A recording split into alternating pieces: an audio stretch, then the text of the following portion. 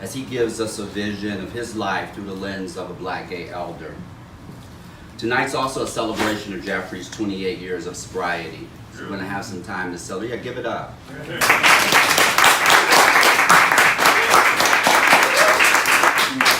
We want this is going to be a conversation, and I want you to think about the questions that you may have, because there will be a Q&A following the interview. We'll do the interview for about 45 minutes. So without further ado, I want to jump right in.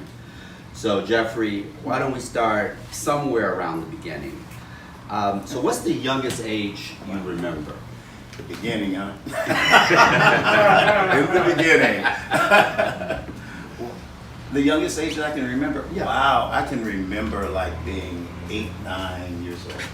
And tell me a little about what's significant about that time.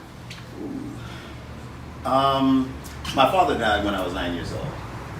And I just remember so much about him, even though I was really, really young. I spent a lot of time hanging out with him.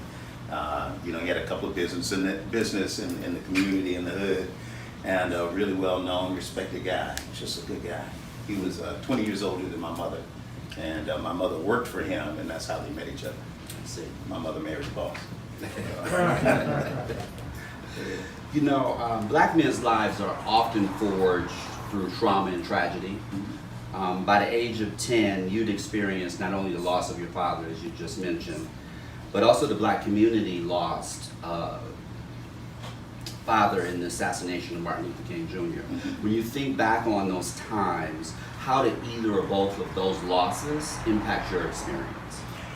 Well, it was one of the first times, actually it was the first time that I actually saw a man cry. My father cried, and it really scared me. It just like shook me, because my father was very easygoing. He was just sort of this guy who, he never drove. He took a cab to work, Squaredale Cab, which was a Black company in 3rd Ward, Houston.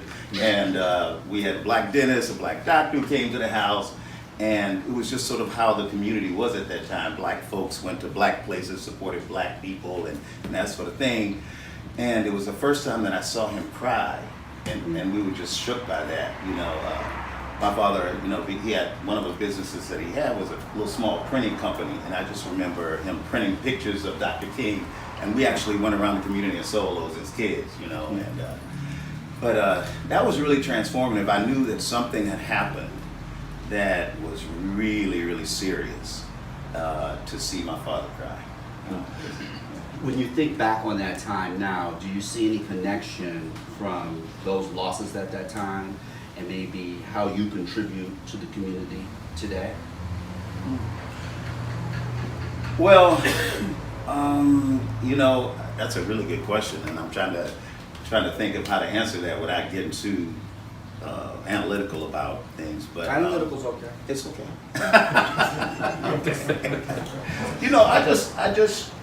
I think at the end of the day, when I look back at it, everything is hindsight now. It's 63, right? You can look back at it and you kind of look at things through a different lens now. But, if I place myself at that particular time, it was that life is really hard and life is really, really tough for us as a people. And I grew up with educated Southern people where education was huge. And it was huge because as a people, we were denied that right and that privilege. And so we come out of that when you get an opportunity, you take advantage of those opportunities. And so, a lot of what I was taught was you have to work harder, you have to be smarter, you got to run faster, you have to be better, you have to accept less for more, all of those things. And that life will not be easy for you. And that you will have to consistently get up no matter what. And I was just kind of taught that. Okay. And so when you think about that message that you took away, life will not be easy for you, you have to work extra hard. How did you apply that in those post years? So we're looking now around that 12, 13, 14 period of time. Go ahead. I think I really didn't want to be here. I just thought, if this is it, I don't want to be here. I really am out. So I attempted suicide when I was a kid. I was trying to check out. What age? Around what age? Probably around 13, 14, somewhere in there. Yeah, I was just like, if this is it, I'm out of here. You know, I obviously landed in the wrong place at the wrong time, and let me see if I can get this shit, you know, do it again. But because I just didn't want to be here. It just didn't seem right. It didn't seem fair, and yeah, it just seemed too tough. So obviously you weren't successful No. in your suicide attempt. And how did you spring back from that feeling just pre the suicide attempt to post that? What shifted? Well, I was that kid. My mother called me her special child. I was the little short, stocky kid with big feet and a big head.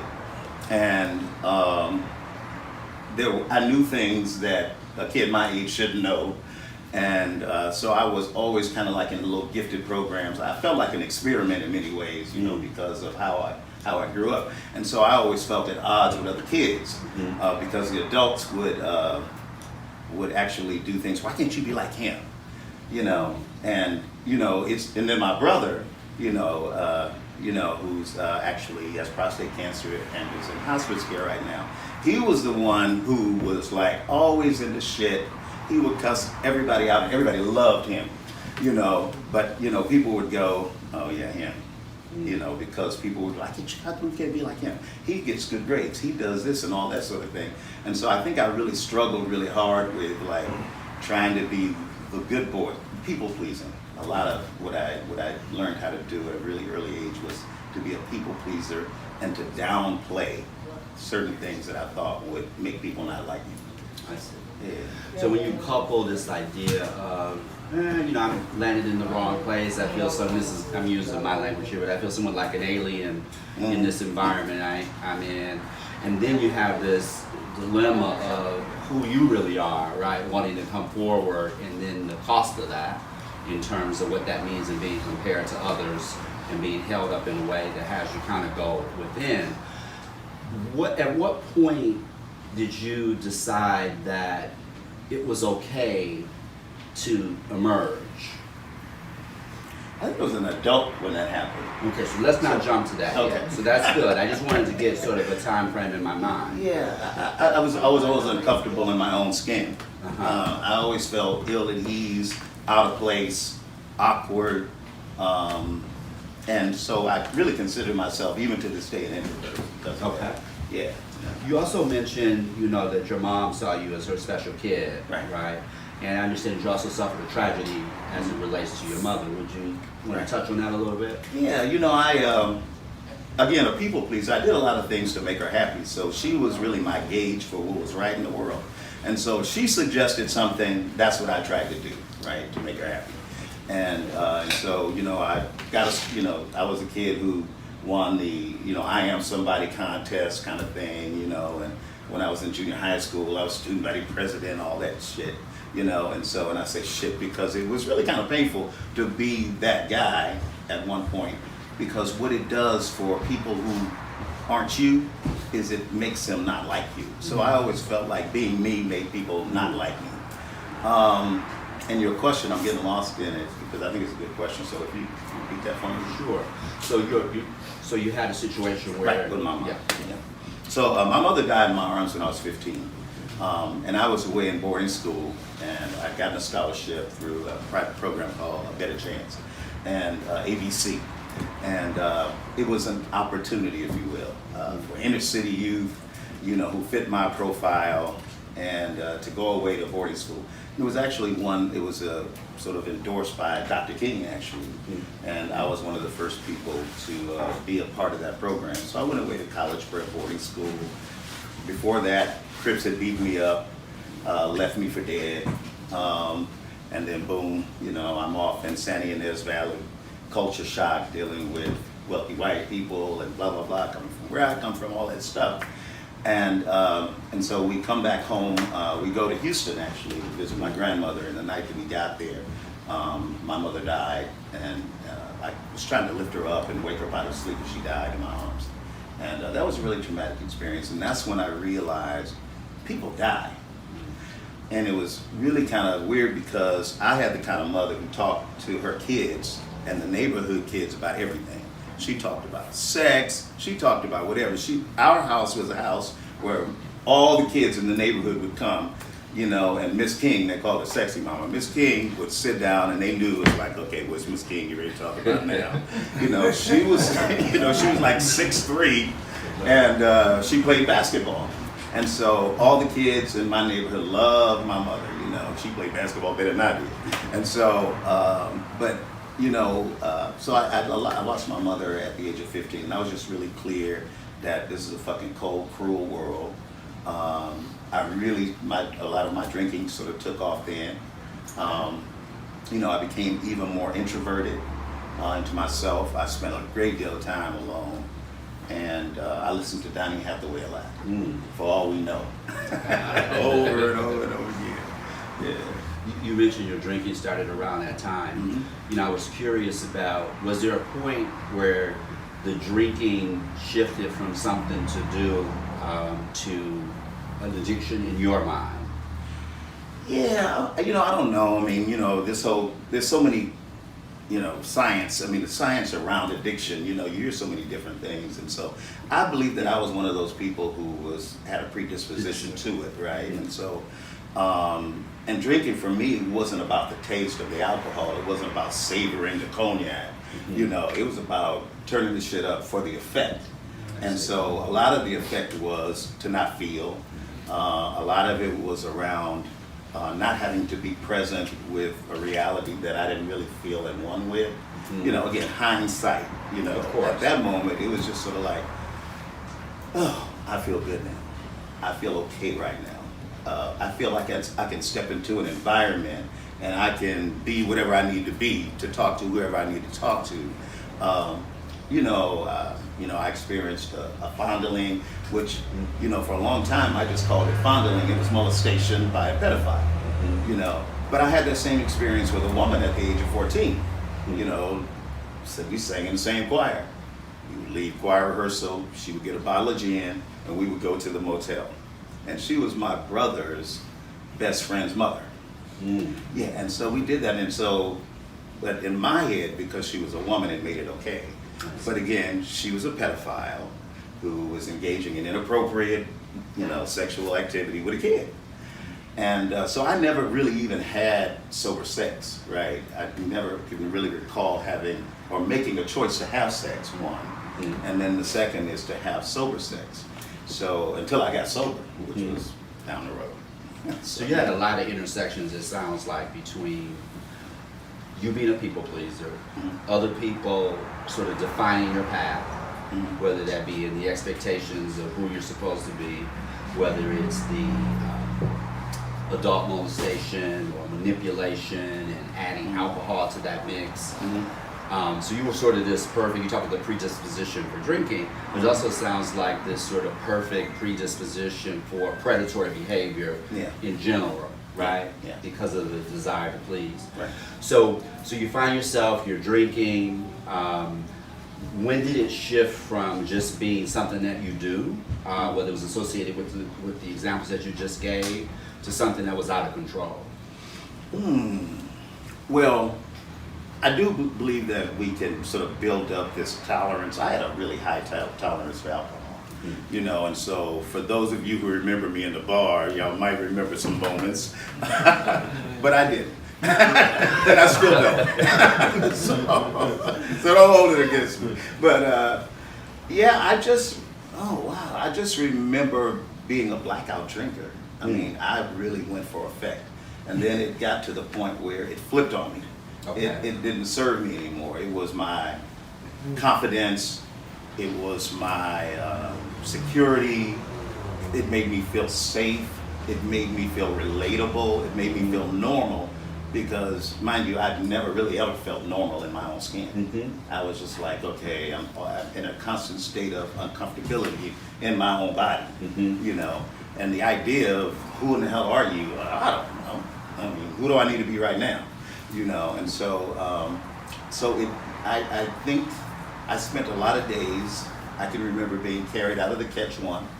You know, I can remember hitting the, y'all laughing at me, but I can remember hitting the trees. You know, I can remember driving down the street, you know, and having a decent job, you know, and taking Valium and, and drinking Jack Daniels and hitting the tree and waking up upside down in the tree. I mean, waking up upside down in the middle of the street and looking around going, this is a terrible accident, but it's me. And there were always angels along the way, you know. It's just really incredible hindsight again, that there was always somebody there who was sort of advocating and interceding for me and my insanity. That kind of helped me out of these situations until it just flipped to the point where it was like no more open doors. And I see. here I am. I do want to go back a little bit to, so you're at boarding school, you complete all of that. What other things are going on in your life at that time, other than the drinking in school? Wow, well, I am, you know, I'm 15, 16 years old, and I am on my own. I made a decision not to go and live with a relative, which is what my other brothers and sisters did. I made a decision to go back to school, to complete that process, at dollars coming in the bank, which they wouldn't allow me to spend just with white people, that sort of thing. It's like, so I was able to kind of save up some money, for my parents and stuff, and I was starting to kind of get these thoughts and feelings around attraction. Okay. Yeah, and so it was a boys' school, all boys' school, and so I had a best friend. And that was probably one of my first real sort of like love situations, because we were both straight, but we explored each other. And we both had, our drinking was taking off at the same time. And hindsight, a lot of it had to do with sort of, the not fitting in, the cultural thing. He understood grease and a hairpin and lotion, but nobody else did. I see. Yeah, so it was like that sort of, and that was a real Like sort a of familiarity. familiarity. He understood the hood. He understood greens on Sunday and all that sort of stuff like that. And so we became very, very close, and I started kind of exploring this sexual identity thing, around that time. So you said at that time the both of you were straight. So let's talk a little bit about that evolution. Okay, I thought I was straight. Okay, no, it gets me. That's not uncommon, right? Right, In right. that there's this sort of evolution that you go through. Some people go from straight to bisexual to gay, and so talk a little bit about that trajectory for you. So at that time, that's how you were identifying. When did that change, and what and why? Well, I can mention her, well, I won't mention her name out of respect. She was a Delta. She chose me, I didn't choose her. And a lot of times that's kind of how it happened. Women chose me, and I went, okay, I'm your boyfriend, okay, I'm your boyfriend. That sort of thing. Maybe not that simplistic, but pretty close. And so we were both at USC together. And she was a Delta, she chose me. I refused to be an Alpha. But, it was just sort of this constant women choosing me kind of situation. And I was attracted to her. We were actually planning on having a kid, and we come up with the kid's name and all this sort of stuff. But and literally it was right up the street. So, my life is sort of circling around this area, really. And I realized that the guy around the corner, who was always whispering, "What's up, Daddy?" And he was one of those brothers, he wasn't like the more masculine identified brother. He was like, one of the kids who knew who he was, and he was like, "What's up, Daddy?" all the time. And I was like, "Oh, I don't know." And so, and in a moment, Right. hey, we did that. And so I was like, "Okay." That's what's up, Daddy. Right, that's what's up. And it was because, one more time, he made it easy for me, right? Again, he chose me and he made it easy for me. And it wasn't like I was looking for a type necessarily, but it was always that type that was bold enough to approach me, and, with the "What's up, Daddy?" And kind of thing. And so I would go home to my girlfriend, and we lived together and all that stuff. And I think what really got me was, and I partied with the football players and everybody, and we just kind of all mixed and mingled up in there together, in terms of the black folks at SC. And I think what happened is that I thought I had contracted something, And I was in this angst, this fear that, oh my God, if I did, I gave it to her. And it turned out to be a chlamydia type situation and all that stuff, but I ended up having to confess, and that was the end of the world. And then I had to really do some serious thinking and drinking around, sort of, well, what am I, kind of thing. And so I think as it relates to my addiction, a lot of that was in play at the same time. It kind of got all mixed in there together with all this other confusion. So when you started to grapple with that, what am I, who am I, where did you land at that particular time? Well, my mother was a strong black woman. My sister's a strong black woman. And I just couldn't see doing that to a woman because I love women. And I felt like in many ways I was violating women by doing what I was doing over here. And so it wasn't that easy. And then I started meeting men that I started actually having feelings for. It wasn't just like, but let's fuck kind of situation. It wasn't just about sex. It wasn't about that. It was like, wow, I actually kind of like you. I mean, that sort of thing. So it was a process. And then, I had some relapse in that area, which some of my friends, who tell me, it's like, boy, when I met you, you were still going back and forth. And you definitely were gay. Why were you doing that? And so I was just trying to figure it all out. It was all mixed up for me. Were you still having that external pull during that back and forth time? So you had the guys pulling, you had the girls pulling. Was that a part of the back and forth, or was it something else? Well, I actually met my first real boyfriend at the Red and White Ball for the Deltas, where we, the alpha, mostly alphas, the boyfriend ended up being an alpha. And he was there, and we had to go to the rehearsals, and it was at the Bonaventure when the Bonaventure was hot back in the day. And we were at the top, and we just thought we had arrived, and all of a sudden I felt this guy rubbing on my leg under the table, and it was him, it was him, not her. And later, fast forward, months later, you guys may remember, Kevin Spears, of course. Kevin and Pat, I forget Pat's last name, tricked me into going to the Catch One. They said, we get ready to go to a club. And so they tricked me and they took me to the Catch One. And I walked in the door, and literally the first person that I caught eyes with was that guy. Was my girlfriend's best friend's boyfriend. And then we fell in love. I was drunk. And and it was just, I was drunk and we were in love. And it just kind of took off from there.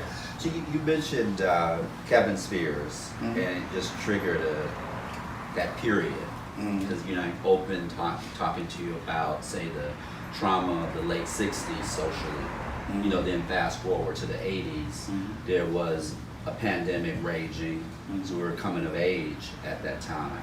So with HIV/AIDS in the backdrop of that development period, while you're finding yourself as bi, gay, figuring it out, whatever that was, and drinking, etc., what kind of impact did the pandemic have on your experience at that time, if you can recall?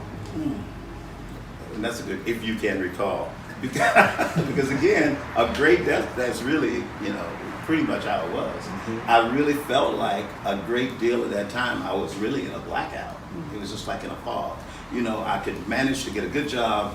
I would be on that job, and it wasn't soon after I was on the gig before I'd be falling asleep at the computer, and I look up and he's like, I've been standing here watching you, Jeffrey, for 15 minutes. What's going on, brother? But in terms of the pandemic, what I saw was, I saw a few proud black gay men, like the Kevins of the world, the Brave and the Bold brothers, who were out there, who were on the front lines, and who were talking about their status, and was, with the bullhorns, and if there was a press conference about, they would be there for that.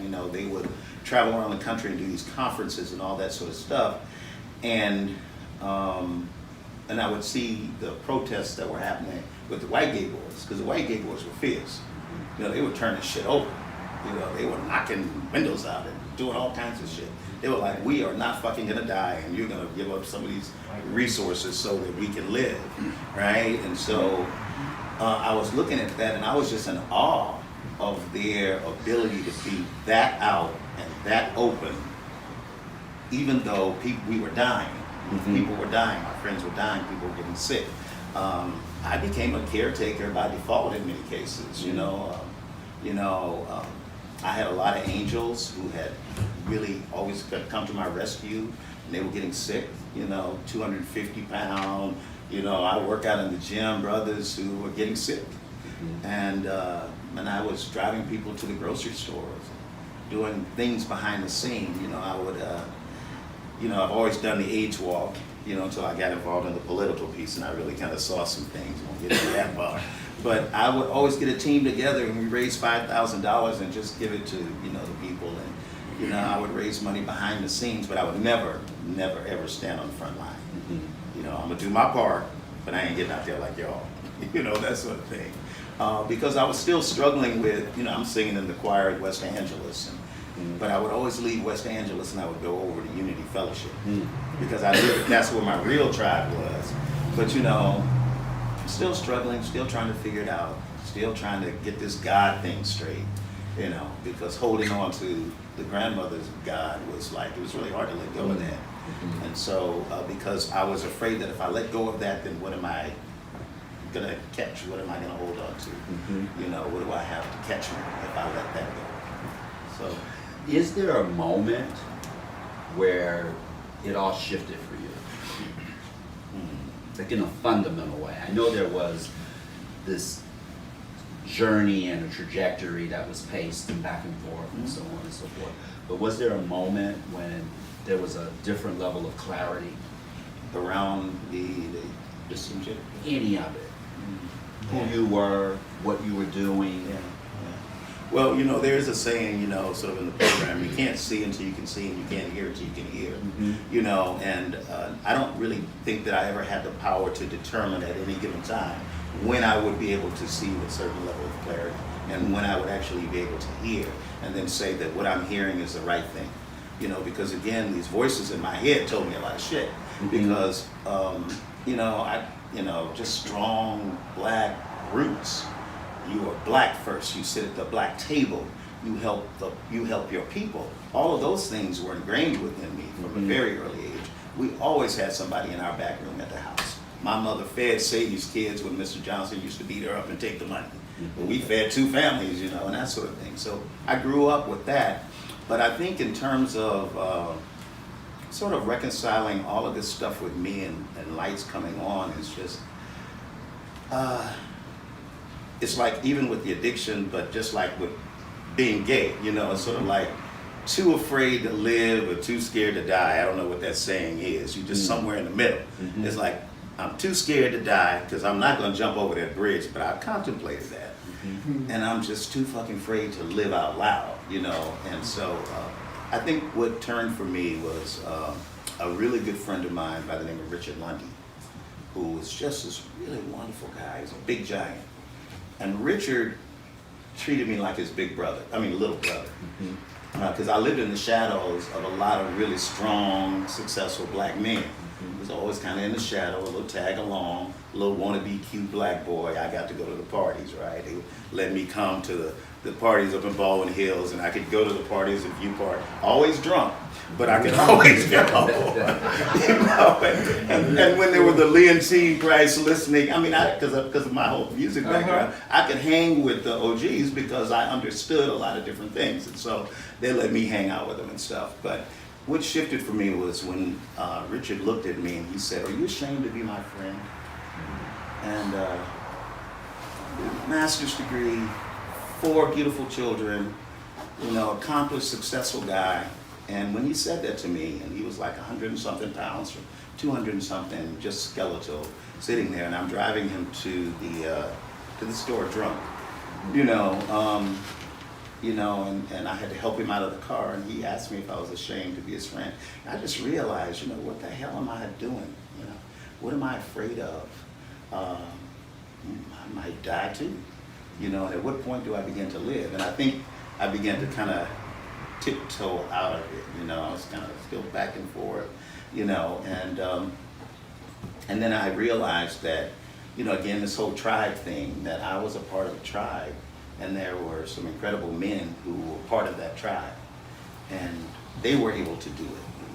And then they taught me how to do it because I didn't know, you know. And so you hear from my generation a lot that there were men here and they taught us and all that sort of stuff. Yeah, they wanted to have us, but they also taught us some things too if you were willing, and if you were willing to kind of go and willing to listen. But I think it really took seeing some really amazing people check out.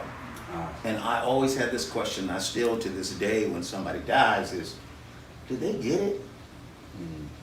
You know, did they do that thing? Did they live their best life, I guess is what we're saying right now. You know, were they able to accomplish for themselves the things that made them feel accomplished in this world? You know, did they feel loved? Did they have good sex? You know, I mean, did they get it? You know, it's a thing, you know, and I still ask myself that question today, but I started asking myself that question back then too. And I was always thinking that maybe they didn't, and that they just lived their lives and they died. It sounds like you then created a determination to answer that question for yourself. Because clearly, I mean, if we look at where you sit today and all the things that you've accomplished and all the people you've inspired and continue to inspire, I hear that in your response that you're not sure whether they did, but it's something that you probably need to do. And it sounds like you began to emerge from the shadows. So you said that it wasn't sort of this clarity moment. Was there a moment of surrender? Because I'm wondering where this, what had you decide that sobriety was something that was necessary for you? Well, I don't know if we just, it happens like that. I'm sure it happens for some people like that. You know, I'm a warrior, I'm a fighter, you know. You know, I grew up fighting all my life. Even when you're trying to help me, I'm hitting you, you know, because, you know, you're not gonna get me, you're not gonna get me. And that was sort of the mentality that I grew up with. I'm a fighter, you know, and so I still struggle with that. You know, while you're trying to love me, I have to actually breathe and pause and go, oh, he's trying to love me. You know, he's not trying to slash me, cut me, or do me, you know. And so I still struggle with that. I'm much better than I used to be, right? But surrender is a really powerful word, and it's where I live my life now as a sober person, right? I didn't really have the definition, and I didn't have the language for surrender that I have now, you know. And so I got a lot of that as I started this road of recovery, right? And real recovery, being in this process of recovery. And because I kind of did some attempts, and I did some dry drunk stuff with no work, and all of that before, and that's Can you talk a little bit about that? Sure. Because I think a lot of people listening, you know, may struggle with that, particularly when you're trying to enter into recovery and the shame of not being successful or the coming in and out. Did you have any of those experiences, or maybe even talk about what your experience was? Oh yeah, you know, I mean, so I was the guy who was voted most likely to succeed. And then when my addiction took off full flight, you know, I was like, I'm the guy who's most likely to succeed at fucking up his life. And that was how I completed the sentence, right? Because I lived sort of in this place of shame. And what I would do is I would wake up and I would see, you know, I would see some brothers that I knew and that I loved and respected, and they were all driving really, really amazing cars, and I'd be plucking across the street trying to get another one, right? And I would look up, I would just somehow get a glimpse of them, and I would go, wow. And it would just be like a punch to me. And so what I would do is I'm invisible, and I don't see them, and they don't see me, right? Because the idea of coming face to face with the reality of my life and how fucked up it was and how deep down the hole I had gotten was too much for me. And so that was a reason to keep drinking, and that was a reason to keep using. Because when I woke up, you know, the idea that I had to face where I was too much. So, you know, it's like, I always believe that denial saves a whole lot of people. Because if they came to, you know, face to face with the reality of where their lives are, hell, they jump off a damn bridge. And so I contemplated that, right? And so, you know, I had, like I said, I kind of lived in the shadows of some really amazing, powerful men, black men, and straight and gay. and they always kind of brought me along as a little brother, you know, that kind of thing, because they had high hopes for me. Mm-hmm. You know, people answered your When was question. enough? Ooh, it was never enough. Is It that- was never enough alcohol. It was never enough drugs. It was never enough shooting crystal meth in my arms. It was never enough Valiums. It was never enough Never of your enough. prescription medication mixed with alcohol, mixed with the crystal, mixed with it was never enough. It was never enough. I just think, you know, God does for us what we can't do for ourselves. And we have these, what they call moments of clarity, where all of a sudden you will just kind of wake up out of wherever. Because again, you know, I came from this place and I ended up in this place. And, you know, you lose hope. I have been homeless. I've been helpless. I was never really good at home, at least not for money. And so at the end of the day, it always had to be a choice. Right? But my life had gotten to that point, right? It was really at that point. It was hopeless. I couldn't see how I was going to make it through and how I was going to get out of this place that I was in by myself, right? Okay. And so I just remember, you know, having this moment of saying, it's done. It's a done deal. I had been dry for 4 years. Okay. Meaning untreated alcoholism, meaning I had not done any spiritual work. I had not gone through the 12 steps. I had not gotten a sponsor. My sponsor is right here, Stephen. I love Stephen. And he's given me so much. And so, you know, give me a minute. I'll take it. All right. So, you kind of go through this whole thing, and I kind of losing my train of thought now. I mentioned Steve's name, I lost my train of thought. See what you did, Steve?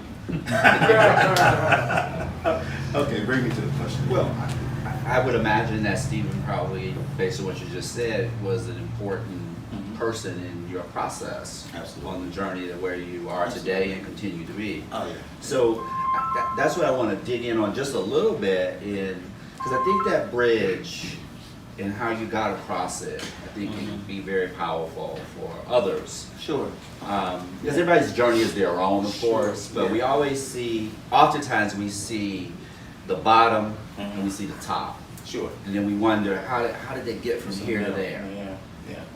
Yeah. Well, I mean, I had it was so many moments. It was like these flashes and these moments, you know, and this is a moment for me, but it's very different than those moments, right? One of those moments would look like being over in MacArthur Park with what appeared to be hundreds of addicts clucking up and down, and fires burning in burning barrels. You know, and again, this USC kid, this little boarding school kid, this kid whose parents loved him, all this stuff, right? You know, and I would have moments of clarity. I would hear people say, "Nigga, I ain't got shit to lose. Fuck that bullshit. I don't have a motherfucking thing to lose." And the voice in my head would say, "I do." You know, it was that sort of thing. And so it was like I just remember, you know, being very ungrateful. I remember, again, untreated alcoholism. You know, untreated addiction is a really, really dangerous place to be. It's a scary place to be.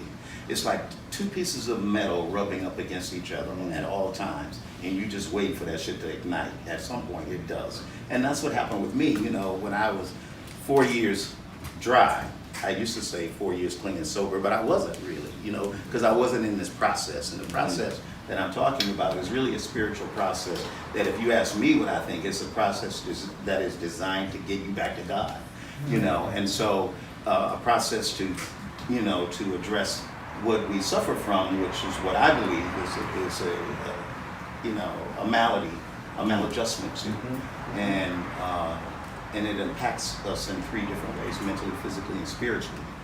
And a lot of the work that I do in the meantime is really holistic. We call it holistic, right? Mental, physical, and spiritual. And I was bankrupt in all 3 of those areas for sure when I got here, you know. So I was really at that bottom. But I will tell you, it came a point where, you know, I had those 4 years, And I used to live vicariously through other people because I always wanted to hold a glass, right? Because, you know, I'd hung out with those kids, right? So I always wanted to be like that. And so that got the best of me because I got somebody else, wanted to get somebody else drunk who liked me sober. And I ended up getting drunk. I woke up, he was gone, but my ass was there drunk and had relapsed after 4 years of being dry.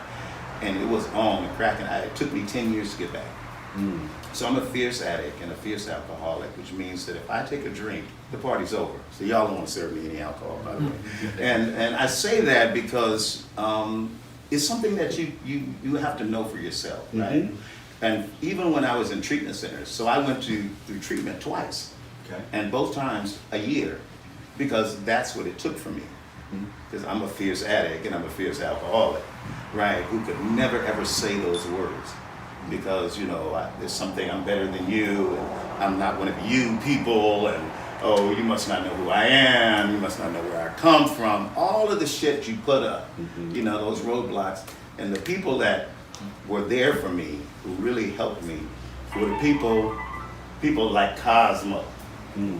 Now, in any other, love me some Cosmo, may he rest in peace, you know, and those brothers were, you know, they had spent time.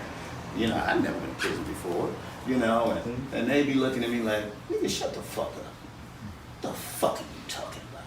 Your black ass sitting up in here. If you left here right now, where the fuck would you go? You homeless, nigga. You know, and they would talk to me like that. And I was like, oh my God. You know, but it was the absolute truth. It took that from me, right? Because that's where my life was. You know, and I was full flight from reality. You know, I suffered from extreme paranoia when I got here. You know, if I left a glass, you know, I would never sit in the front because I had to sit in the back because I had just, you know, all the shit that I had been through or put myself through and had been exposed to. And so I ended up in a place that I said I would never ever go, the Castle East program, which is, you know, over there off of Broadway, near Main, off of Main, and it's in the bottom of a converted mortuary. Somebody told me, well, I didn't know that. I was in the fog. I just knew that I was in a place.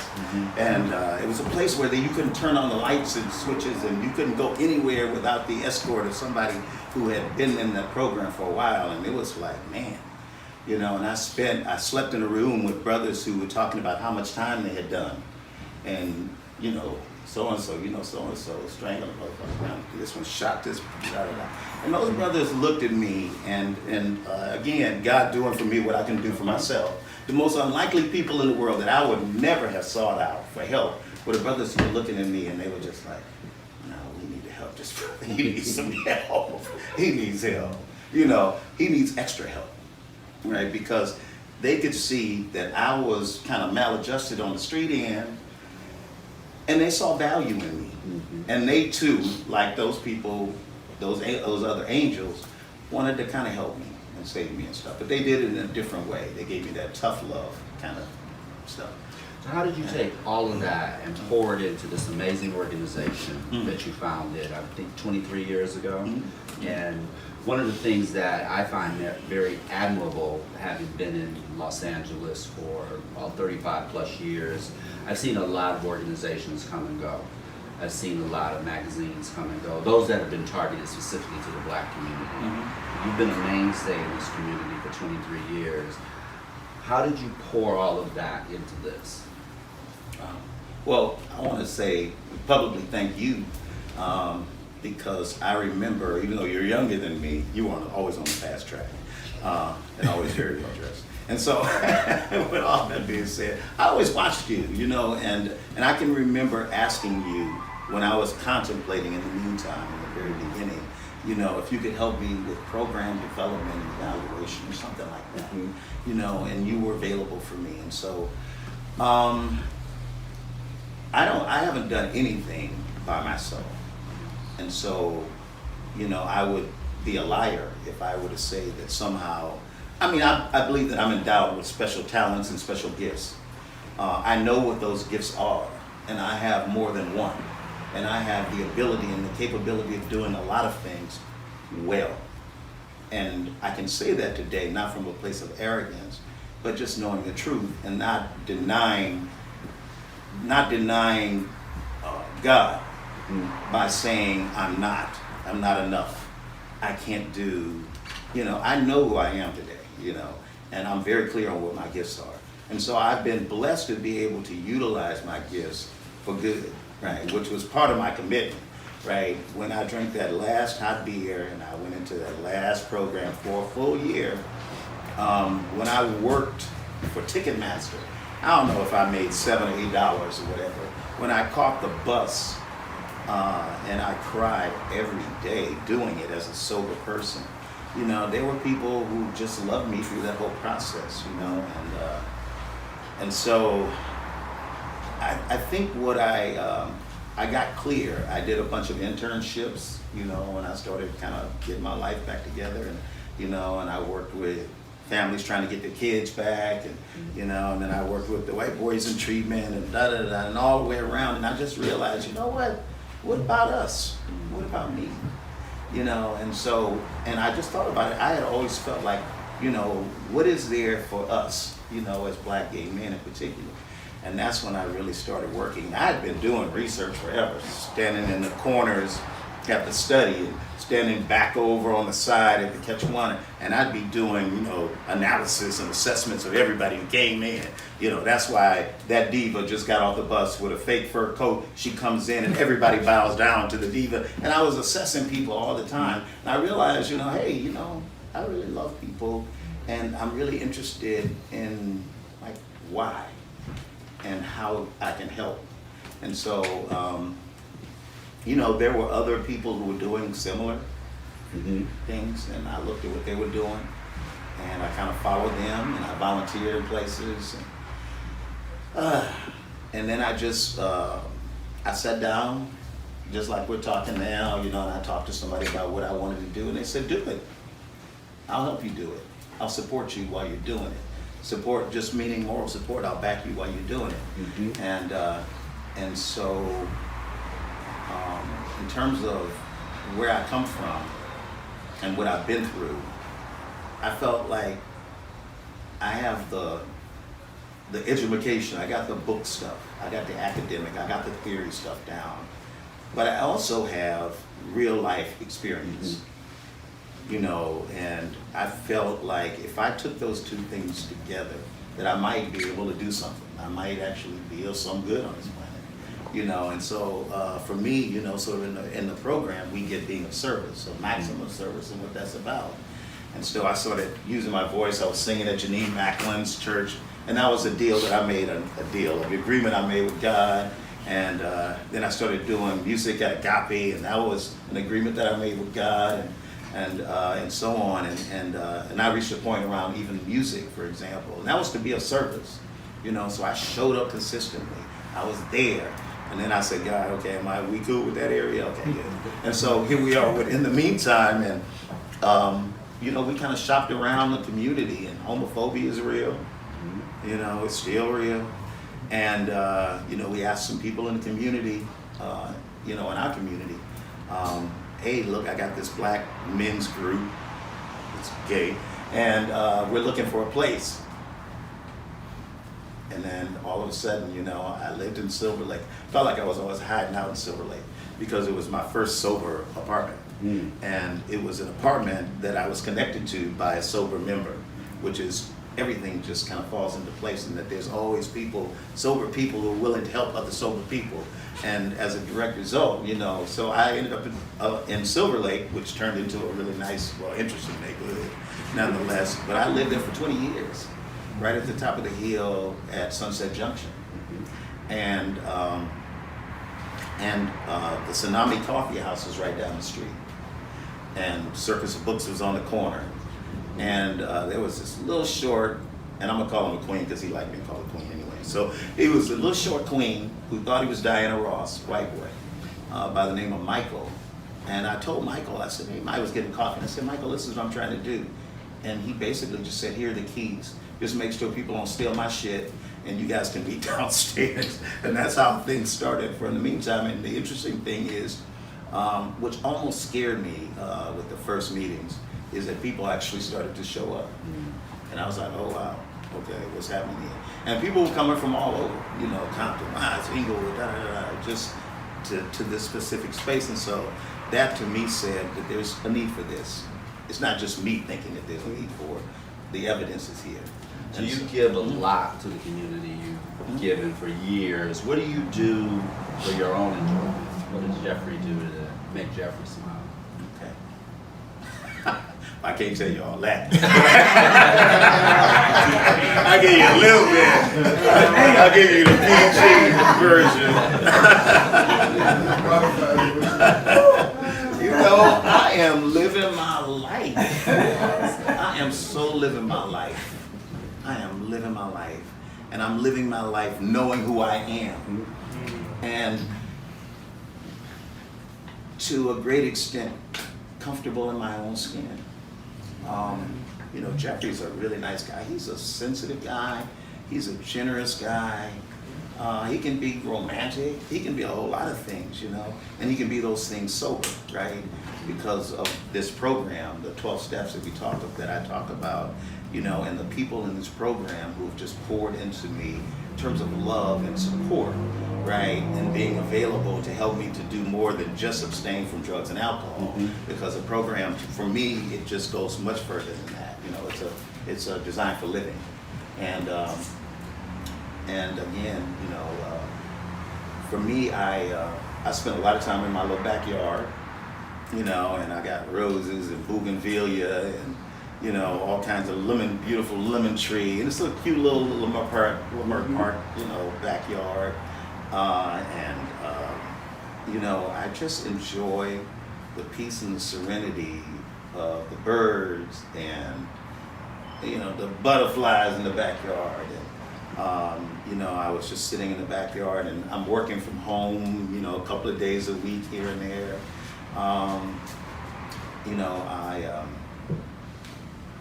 You know, I've been able to travel, you know, and internationally and all that kind of stuff, and I appreciate that. I'm not interested in doing that right now.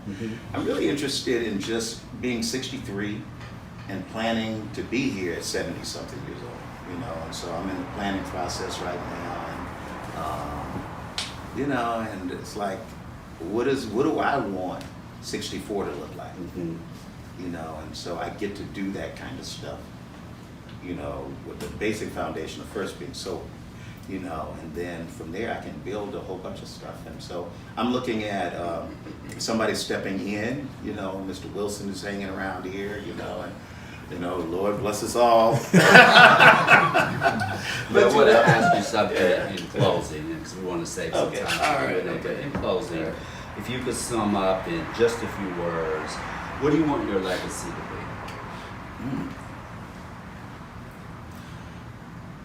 Wow. Well, I compartmentalize things, you know. So my family, you know, I have a sister who needs a heart transplant. My oldest sister has a major nervous condition now.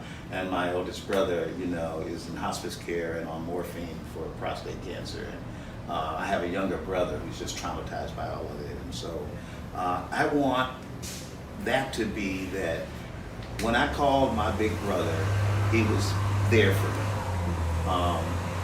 That he told us how much he loved us, and that he did the best that he could do to show us that. And he left us some shit too. You know, he left us a house that might be valued at $1.8 million, and he left us some policies, and he left $2 in the bank with our names on it. That he was really not just so much about the material things, but more importantly, they are clear that this black man loved them. And so as far as in the meantime is concerned, in the organization compartmentalizing stuff, is that he didn't leave his organization raggedy and broke. You know, he actually did some stuff to look at sustainability and to the best of his ability ensure that there were resources and a base for them to work from, and that we wouldn't have to go out and shame like so many of our other organizations, right? You know, he didn't steal the money. To see if Jeffrey picked up and used today, it would be like just a blaze of smoke, and you wouldn't be able to catch him. because he runs really fast. And I'm very clear of that. And that's the power of that step one thing for us as addicts. You know, you got to know.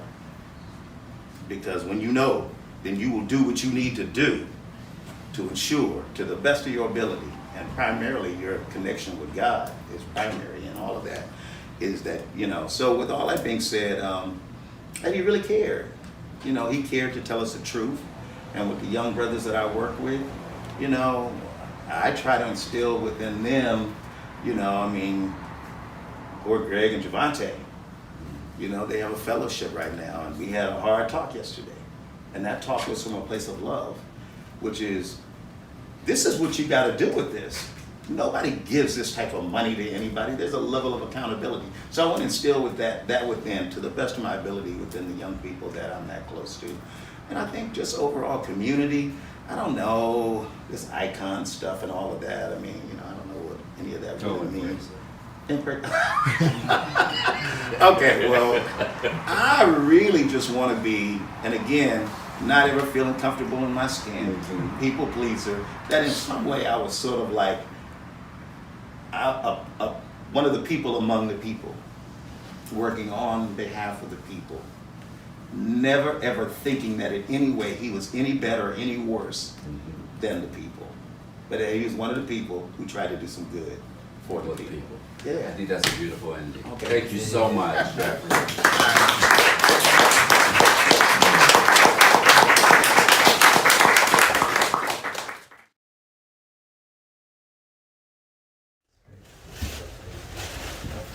Hey Jeffrey. Hey. Hey there. Next 5 years, what do you see in the meantime? Wow. You know, we need to get Nate on the board. He's been pushing me. Well, there's always me, right? And so I really see myself in the next 5 years moving closer to a form of retirement. So as it relates to, in the meantime, a form of retirement, because I don't think it'll be your traditional I'm done kind of stuff. But I do see people like Greg and the Javantes and the Fabies and the Mikeys, you know, going up a notch and stepping into, they're already in leadership roles. So I see them really being in leadership roles. I see myself being sort of more on the kind of advisory, consultant, development phase. I see myself working with other organizations and doing, you know, some of that consulting work, and always being available for in the meantime to make sure that as long as I can see and write and put a couple of thoughts together, that, you know, I can help whip some proposals together and get it in and make sure Greg has what he needs to do what he needs to do. So, but yeah, in terms of, do I see in the meantime in a building or a construct that looks like, in the meantime, there's always been a movement. It's always been a grassroots movement. The next leadership will make a determination whether can in the meantime afford a building. The amazing answer is yes. In this moment, in the meantime, now that's some miracle stuff. Huh? You know, how does that happen? You know, but you know, by grace and mercy and a lot of hard work, in the meantime, can afford a building. But will the new leadership say that this is what we should be doing with those resources? It'll be up to them to determine that. You know. So I think I can only go so far in answering that question, and then just know that at the end of the day, I'll have to surrender. Use the word surrender. I will have to surrender to what it needs to be at the time it needs to be, what it needs to be. Is there a question over here? Oh yeah, of course. First, I want to say thank you, Jeffrey. And one thing also that I know you could say is you're not afraid of intimacy, and that type of intimacy. Into me, you see. You let us see it. So thank you for that. I know that's a gift, it's not a given. And also I guess my question for you, you talked about the addict, you talked about the codependent, and yeah, that it can be a perfect match. But in the position you're in now, how do you know when you have to let go? Or you have to step back? And how do you find that balance? Being someone in recovery, but also knowing codependency also can be just as easy as drugs and alcohol. How do you balance that here in the meantime? Yeah, I think it's in the helping profession, you know, a lot of us I find, you know, in the public health spaces and around. A lot of us really kind of come out of trauma, and we somehow we're driven to want to help and to heal. And I think when I first started doing this, I was stumbling, falling, flipping, and trying to, kind of hold a posture and whatever, but going, I don't quite know if I'm doing the right thing, and I think I was taught. I used to work at the Gay and Lesbian Center in my earlier years, and I used to open the Jeff Griffith Youth Center. It's grown now, and my volunteer coordinator started running that place. But to answer your question, I thought I was doing something, and I had learned something, and I was talking to a young lady who was a cutter, and I had her in my office, and I was sitting there, and I was telling her, just take a couple of deep breaths. I was being deep, and I was trying to teach her how to be calm and meditate and all this sort of stuff. And I said, so I just want you to go inside. And she just kind of looked at me, and I was like, okay, so what's going on? She says, Jeff, when I go inside, it's not a good place. When I go there, it's a scary place when I go inside. And I was perplexed. I was like, I don't know where to go from there. She taught me something. So I guess with younger people, I do over-identify. So I'm constantly figuring it out how to gauge, right? I haven't perfected it, I used to hire people because they were sober, and I wanted other sober people to have a job because I just felt like God had blessed me so much that, I wanted other people to be sober. And I remember a conversation I had with you as my sponsor, and you were telling me, because I would go to meetings and people would be like, hey, Jeff, I'm looking for a job. And I'm like, hey, I'm just trying to keep my life and my sobriety. Can I do this meeting? Because I need to be here, as a sober person, And you said to me, and I don't know verbatim, but I would just say how it translated over to me is, what gives you the right to just hire people just because you want to hire people? You have a responsibility to this organization to hire the right people to do the right work so that the people who come here can get what they need. And that translated over to me, because it wasn't so much that I was trying to be powerful or anything, I can get you a job, that sort of thing. I just thought, I know what that's like. God, it took me forever to get that job at Princess Cruises where they abused me, and I went through all that stuff. So codependency and all of that stuff. Today, it's a lot different, and I've learned it. There's no substitute for experience, and there's no substitute for sober experience. And so I know what I know today because I have some experience. I don't know if that answers your question.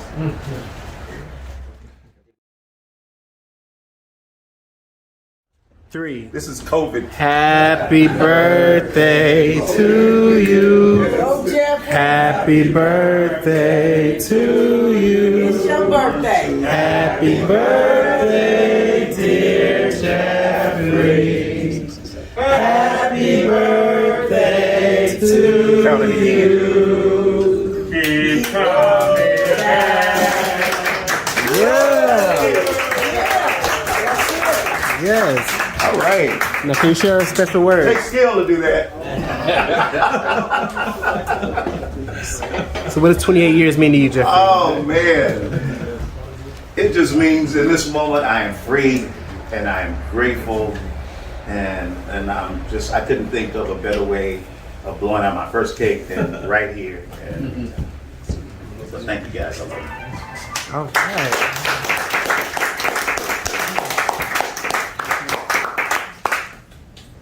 So in closing?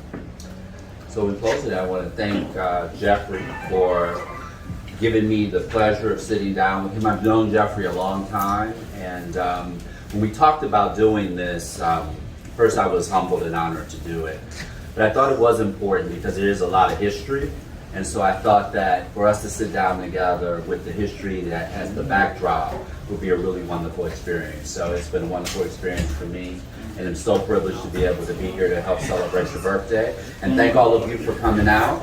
And next week, I'll be here doing a presentation that'll be with you. So it'll be interactive, it'll be fun, and we'll set some things forward for the holidays in 2022. Tony. Thank you. And Stephen, I just want to say in front of everybody, Stephen, would you please stand up and just. Stephen is my sponsor. People ask me, do you still go to meetings? Yes, I do. Do you still have a sponsor? Yes, I do. Do you still work the steps? Yes, I do. I'm in the middle of doing an inventory, and talk about privilege, you know, to have Antonio Lamont come out and do this. And that's how I feel about Antonio Lamont. I've always looked up to him. And then to have Stephen in this room. How you are 31 years sober, so I want to be 31 and beyond. So I'm going to shoot 31 first, one day at a time. But I just want to say I love you, Stephen. Thank you for working with me. Thank you for loving me. And you remember all the stuff.